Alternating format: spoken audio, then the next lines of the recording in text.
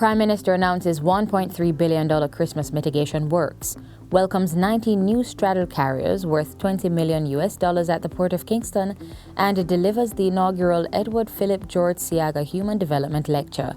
You're watching Jamaica House Weekly. I'm Vanessa Silvera.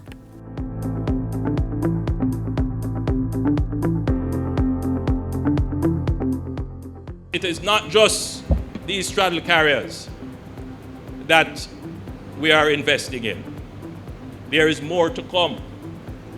The straddle carriers will improve efficiency. Prime Minister Andrew Holness last week as he handed over 19 new straddle carrier vehicles to the Kingston Freeport Terminal Limited KFTL.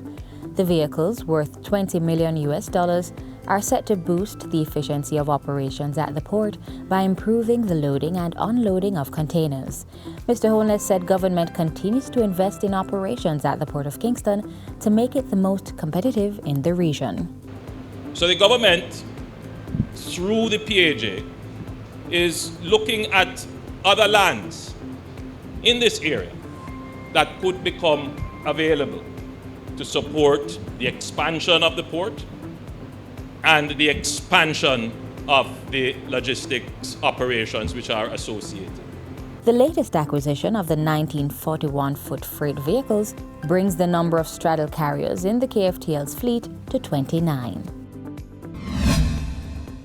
By Tuesday, the Prime Minister was in Parliament announcing a $1.3 billion Christmas mitigation program across all 63 constituencies.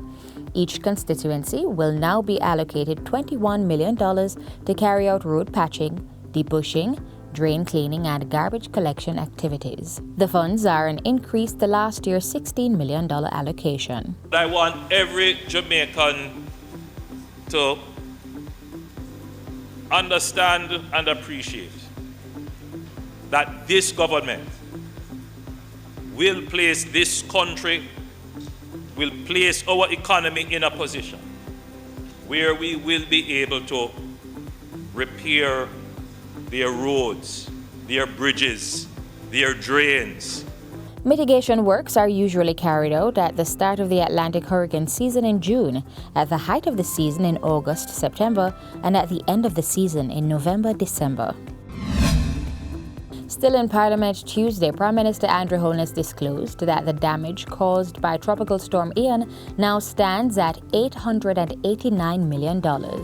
Flood damage assessments, as well as detailed designs to undertake repairs to pavement and retaining walls, have also been finalized. The cost to reopen the affected works and improve the drivability of the roadways is estimated at $359 million. And the cost to undertake permanent works, primarily retaining walls, drainage structures, and so forth, is estimated at $530 million.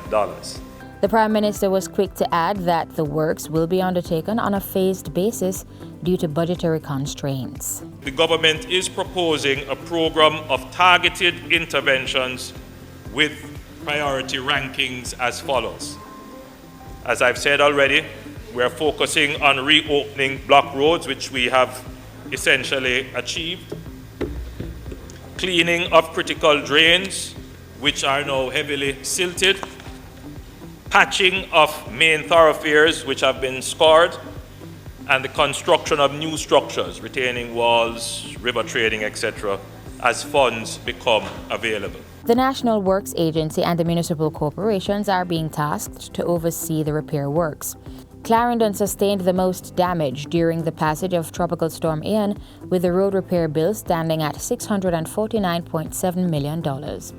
Other parishes significantly affected include St. Catherine, St. Thomas, St. Elizabeth, Hanover, and Trelawney.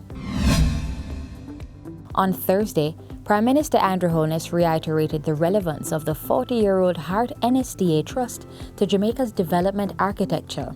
He reasoned that the institution has been a necessary entity in equipping the island's labor force for the fourth industrial revolution. There is still work to be done by Hart to get into the inner cities, to get into the rural areas, to get those young people, bring them into programs, provide them with stipends, change their mindset and their outlook and bring them into the labor force. There is work there for them because the economy is growing. If we don't do it, it will affect our growth. Prime Minister Holness was delivering the Edward Philip George Siaga's inaugural Human Development Lecture at the University of Technology. Hart NSDA Trust was established in 1982 by the late former Prime Minister. Since its inception, the institution has trained more than 613,000 individuals and certified over 250,000 persons. Before that, the Prime Minister was at Jamaica House, where he held a farewell reception for the second cohort of the Jamaica House Fellowship Program. Mr. Holness said the program has produced a new caliber of public sector workers who are dynamic, efficient, and agile. We need a new breed of technocrat, of civil servant, of public servant, who is consummate in complying with the rules and delivering quickly. That is what the country needs.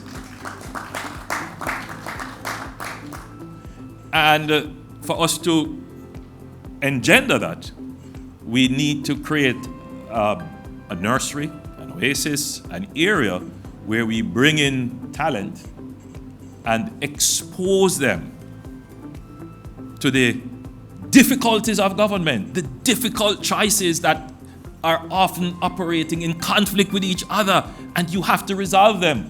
Mr. Holness urged the Jamaica House Fellows to utilize lessons learned in leading the public sector's reformation. The group of 7 young professionals were installed in November 2020 and served in various ministries, departments, and agencies for 2 years. I am absolutely sure that we all would have grown and developed skills which we will utilize as we ascend the rungs of the ladder of success in our respective careers. And that's it for Jamaica House Weekly. Be sure to join us next time for more of the news stories coming out of the Office of the Prime Minister. Until then, I'm Vanessa Silvera.